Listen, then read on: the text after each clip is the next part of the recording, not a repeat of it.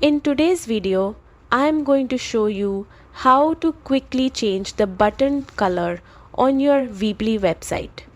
If you want to refresh your design or highlight a specific call to action, this simple edit can make a big difference.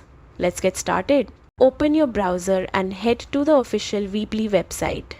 Then sign in using your login details. Once you're on the dashboard, look for the website option and click Edit Site to enter the Weebly editor. Inside the editor, navigate through your page and hover over the button you want to modify. Double click the button and the left sidebar will automatically expand with all the available customization settings.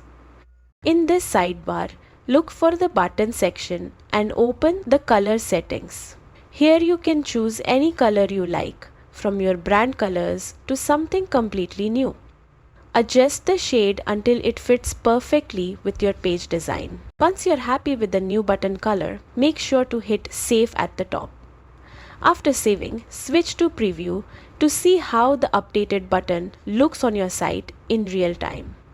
If everything looks the way you want, finish by clicking Publish so the change goes live for your visitors. That's it. You've successfully changed the button color on your Weebly site in just a few quick steps.